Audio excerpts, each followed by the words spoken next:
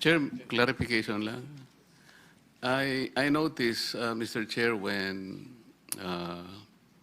Yusek Bernardo tried to confer with his counsel, the counsel approached him, and then before anything else, he also went to PG Padulyon. Why is that, Mr. Chair?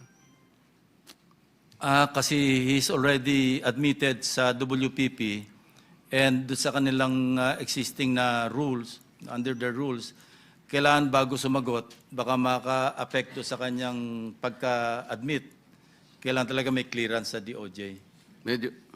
Thank you. Medyo magulo yun, Mr. Chair, kasi... Medyo magulo nga rin, pero yun ang kanilang... Bakit kinakailangan nyo siyang padalan dito pagkatapos marirestrict din pala? This is an open investigation.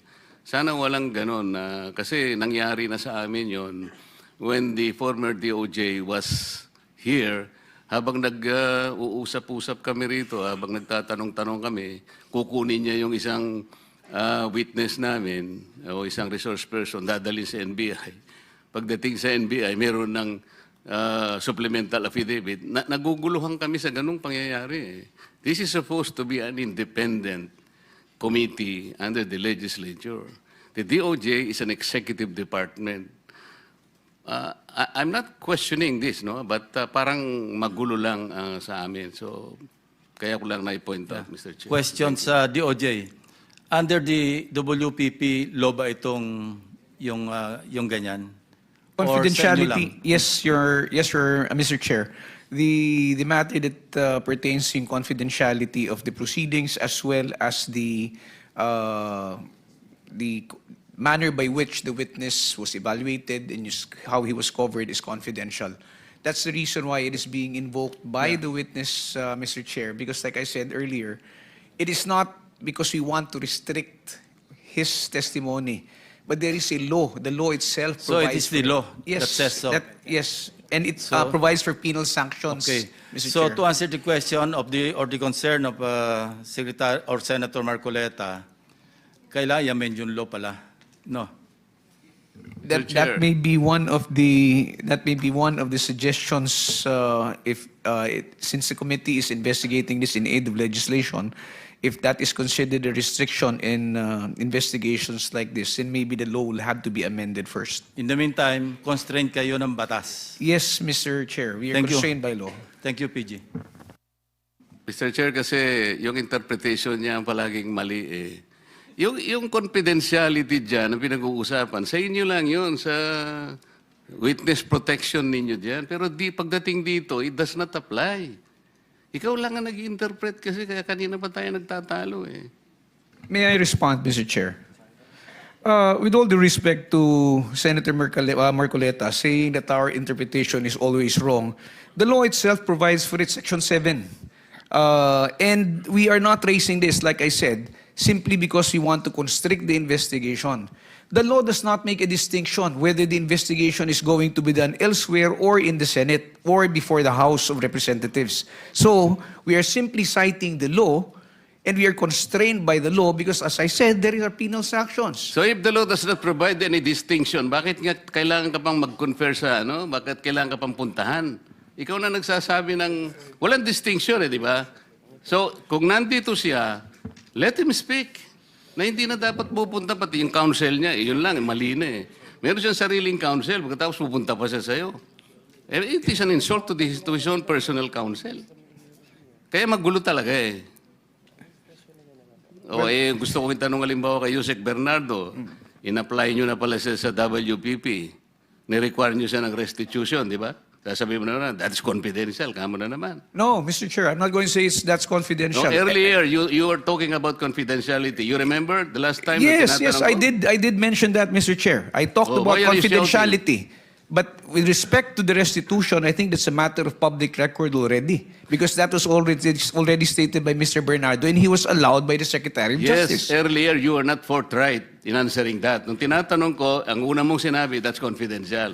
Now, nagsasabi ka, it is not confidential. So, paiba-iba ka ng position eh talaga eh. Hindi tayo magkakasundo. Mr. Chair, if I'm not asking any questions anymore. No, I'm just raising the question to the chairman, Thank you, Mr. Chair.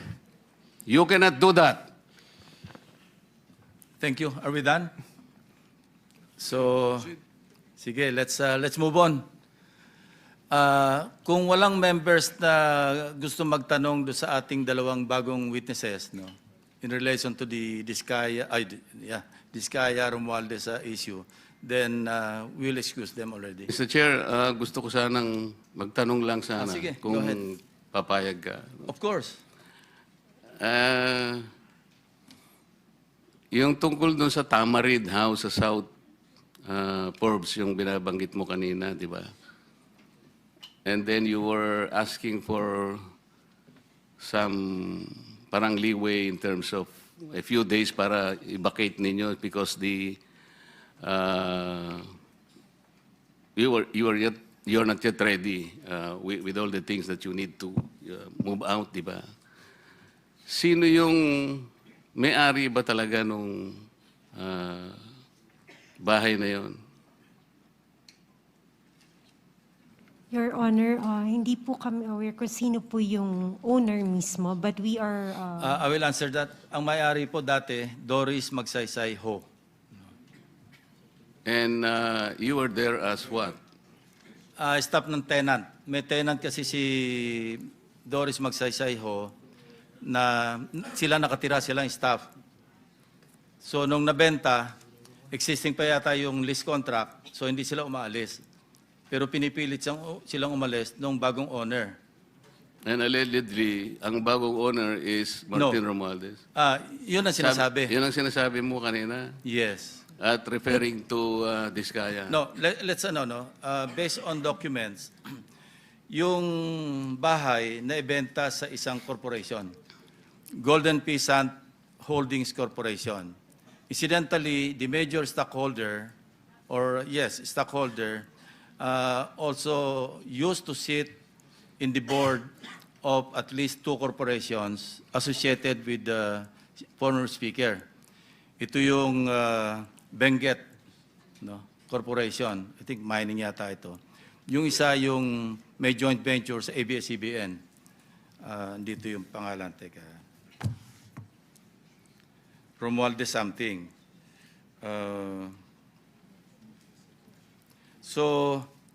And another one, I think Mark Venture something, ano. At saka treasurer siya doon sa, yun nga, yung media company owned by Romualdez, kasi Romualdez Media something na may joint venture sa ABS-CBN. So yun ang association. So, no, we're not trying to implicate the former speaker, ano. Hindi tayo nagta-target dito.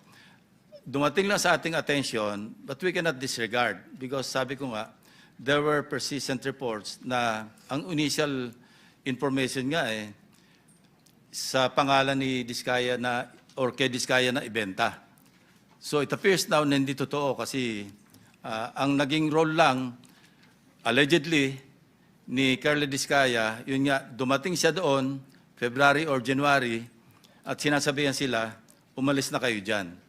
So yun lang ang pinagtataka natin. So, hindi naman ito enough to implicate or to implead the former speaker. But, this is something that the OJ or the Ombudsman or the Ombudsman can follow through. No?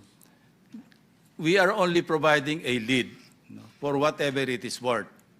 Yun lang ang purpose dito. Because if you really want to go after the so-called, sabi nyo nga, wag yung sapsap at saka mga dilis, ano? Hanapin yung malaking isda. And this is the direction that we are taking. But I repeat, hindi ito enough, itong information is not enough to implicate, not even implicate the former speaker. This is just, we may just consider this as a lead, kasi merong connection. But of course, dininay naman ni Carla Diskaya, so let's leave it at that. So with that, I would like to ask your permission to excuse the two ladies. Meron pa? Sige, okay. Thank you for the explanation, Mr. Chair. Dito sa code namin, sino si Marie? Romualdez Media Servicio Production Corporation. Oo. Sino yung sino yung Joy? So ikaw si May. May, Napanood mo ba si Saldico nung siya ay nagpadala ng mga video na kung saan sinabi niya na nag-deliver siya ng 1B do sa bahay diyan sa Tamarin Road in Forbes. Nasa ano ito eh, nasa social media to. Lahat napanood to eh. Napanood Hindi mo? ko po siya direkta na panood, pero nung sinabi po, nabanggit po sa amin regarding 30 Tamarind, we got curious about Oo. him. Naging curious ka. Pagkatapos, natatandaan mo ba na sinabi ni Saldico na si Speaker Martin ang nag-designate nung lugar na yon na pagdadalhan ng 1B? Nandun din sa ano yun. Hindi ko lang matandaan yung pagkakasabi, pero yung gist ganito niya sinabi. Napanood niyo ba yun? Wala po ako matandaan na ganong ano. Pero nabasa po namin yung report regarding sa 30 Tamarind. Yun nga. And then, Natambakan ng pera. maaring natatandaan nyo na sinabi rin ni Saldico, doon din sa ano na yon, sa paghahayag na yon, na si Yusek Jojo Cadiz ang tumanggap na yon ay drop-off lamang ng delivery sa bahay daw ng ating Pangulo. Daw, sa Nara. Ando, siya yung nagsasabi siya nagsasalita eh. Napanood ko yun eh. Tinatanong ko lang kung kayo napanood nyo din yung ganong klaseng paghahayag na ginawa ni Saldico. Hindi po namin nasubaybayan yung mga hearing at saka yung news. Naging curious lang po kami nung nagkaroon na nga po ng report tungkol dun sa 30 Tamarind. Oh, okay. So hindi po namin matandaan yung news na ganun po. Okay, baka naman gusto nyo ring alisin yung takip para makita namin kung gaano kayo kaganda. Kasi alam ko, magaganda po kayo. Kung okay lang naman po, kung hindi naman, okay din po sa amin. Actually, request nila Senator Marcoleta na kung pwedeng, kaya nga alias yung ginamit ko, binuko naman Oo yun nga yung pangalan eh. Pero kasi yung kagandahan, hindi pwedeng ipagkait, Mr. Chair. Salamat po, Mr. Chair.